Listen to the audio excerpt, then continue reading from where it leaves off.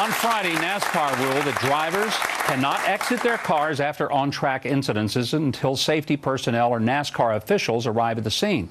Now, this ruling comes after last weekend's tragedy on a sprint car racetrack in upstate New York.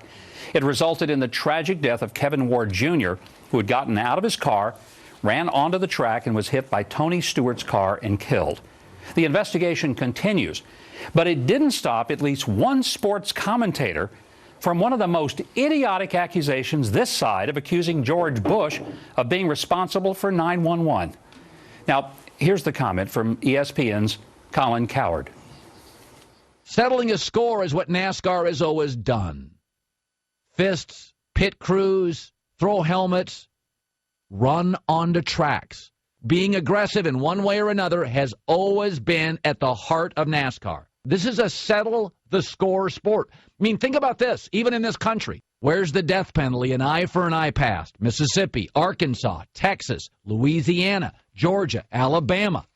It's just a different culture. And if you don't live in it, it's us against them, the Confederate flag. People in the South often call Northerners Yankees. I kid you not. I heard it when I lived there. I didn't understand it. It's more divided. And NASCAR is very Southern. It is very pick a side. It's the culture of car racing, which is a very Southern eye for an eye culture. Really? So this guy thinks the death of Kevin Ward is because of a Southern culture? Okay, since Ward is a native of New York and Stewart's from Indiana, I guess I'm not getting the geographical connection. But as a proud Southerner, I take offense at some guy whose name rhymes with cow turd trying to blame Southerners for a testosterone fuel feud between two Yankee drivers. Cowherd reveals his ignorance of Southern culture by invoking an eye for an eye as being Southern. Maybe he ought to get out more. He pulls a knife, you pull a gun. He sends one of yours to the hospital, you send one of his to the morgue. That's the Chicago way. Yes, the Chicago way. Gee, I never knew Chicago was in Alabama. Look, if you've got a flat tire on a country road in Mississippi, you won't be there long before someone in a pickup truck stops to help you change it.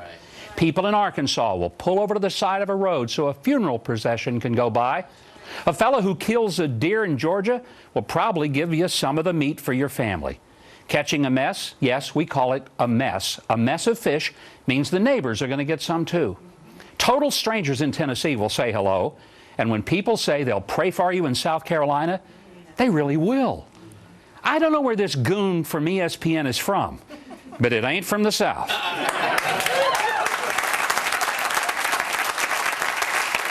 If he wants to make a complete fool of himself, he ought to come see us and then try to show us how to cook grits, make red-eye gravy, run a trot line in Louisiana, set a hook on a largemouth bass, field dress a deer, or clean a Weatherby 300 mag rifle.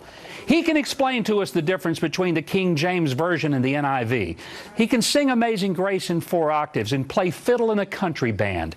He can give us his recipe for barbecue rub, coach Little League football, tree a coon with a hound dog, and show us how he calls ducks. And if he can't do that, he ought to stick with what he knows, which clearly isn't Southern culture. He ought to shut his pie hole. Bless his heart.